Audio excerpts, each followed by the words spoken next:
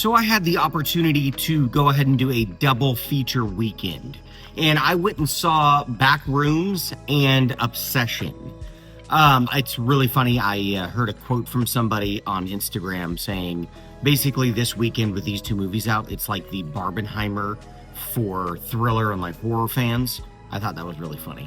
I was very excited to see both of these films, and we'll talk about them one at a time. We're going to start out with Backrooms.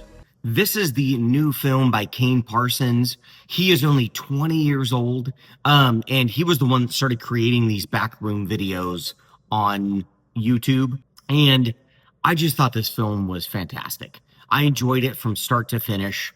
We have our two main characters. One of them is in therapy, and the one that's in therapy, he works at a furniture store that's kind of run down and not a great job to have, but he ends up finding this secret passageway in the basement of his store, and he goes missing. And so his therapist is trying to get a hold of him, and then she goes and looks for him and ends up going in these back rooms as well. But what transpires is crazy. Like, this is a very interesting film. It takes place in like the 90s, so it's very analog. I didn't see like any cell phones in it at all. They have these big boxy tube TVs. It's just fantastic, and even the music is pretty like analog synthy, which I really appreciated.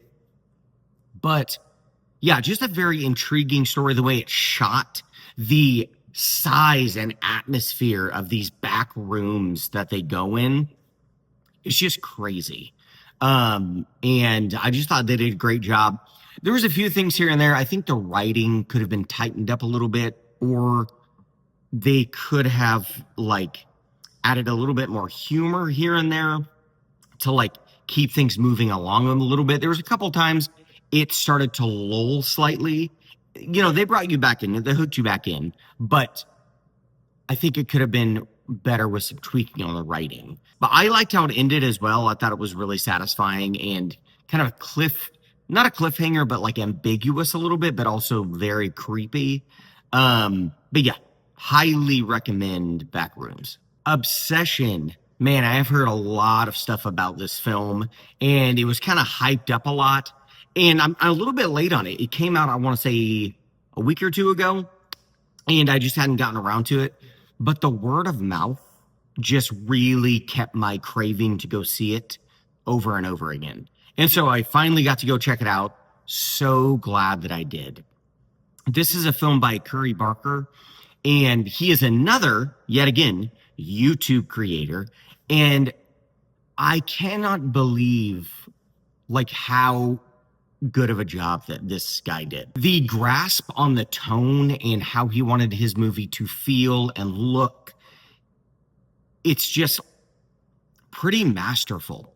Basically, you have a very kind of shy, nerdy, insecure guy as the lead, and he is really just interested in this girl, and the connection with them is not really there. Like, she sees him more as like a brother. So he ends up going to the shop and he finds this little package called a One Wish Willow.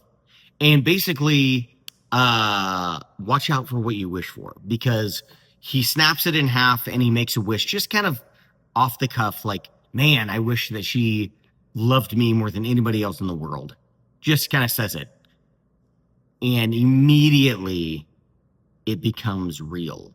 And the tone and the ratcheting up of tension as they get to know each other more, and she starts, liking him and being obsessed with him, is crazy. Like, at first you're like, oh, that's, kind of cute. Like, I mean, yeah, they're together, and then it goes bonkers. And the two leads in this movie, Michael Johnston and Indy Navarrete,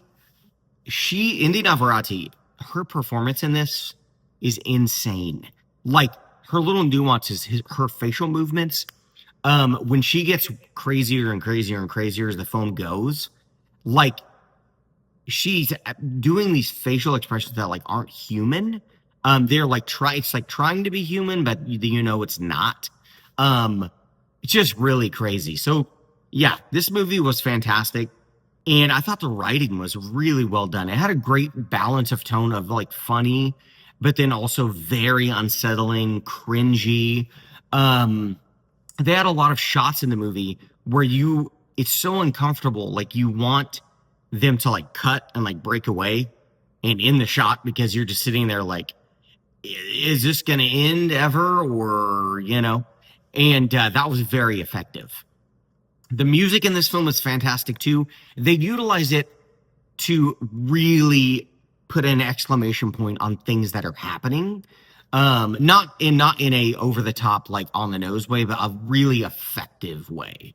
Not only that, but the sound design is crazy good. Like the things you hear that like it's so unsettling too. It just adds to the whole tone of the film, this unsettling, uneasy vibe.